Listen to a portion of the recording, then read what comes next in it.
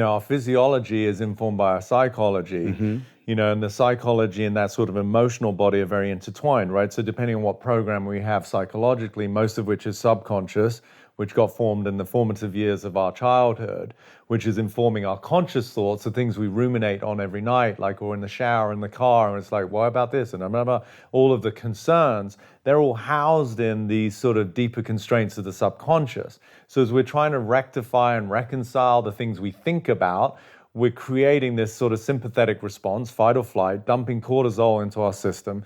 That's now depleting our tissues. We're not sleeping well. And so we've got this vicious cycle, all because at the deepest level, our subconscious is based in these survival mechanisms. So it doesn't matter who I work with, whatever's manifesting physiologically in their health, relationally in their relationships, financially in their careers, it's all a byproduct of these deeper causative factors, which are then cascading into these symptomatic factors. So I'm always just reverse engineering whatever someone's dealing with as a human in life to, well, how are you programmed?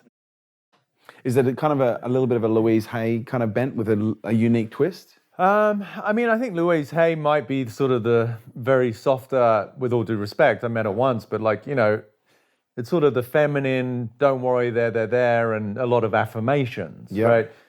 I'm not a fan of that because I think affirmations are behavioral adaptation to the belief that there's something wrong again. I'd much rather get you to a place where you realize there's nothing wrong, so why do I need affirmations?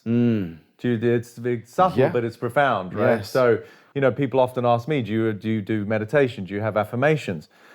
I occasionally meditate, but I feel my state is meditative, right? So I think presence, the essence of presence, being so intimately connected with myself, being here with you now, not in psychological time, is meditation.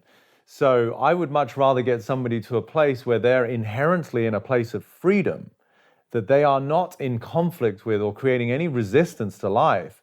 Because all of the behavioral adaptations and the compensations that we have as human beings are invariably a reaction to the absence of freedom, right? If you want something, wanting is based in time. So what you're actually reinforcing is I don't have.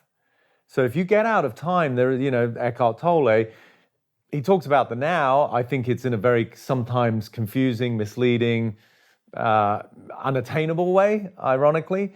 But if you do really understand presence and you get out of psychological time, past or future. AKA clock time? Yeah. No, psychological time. Okay. Clock time, the sun is going to come up and go down, which is also an illusion. It's actually not going anywhere. We're moving. But linear time is happening. Yeah. But psychological time in terms of like memory, past, or projection, future, if you're no longer in that realm, as an athlete would call it the zone, in LA, they call it flow state, or some people might call it that, or, in meditation, it's presence.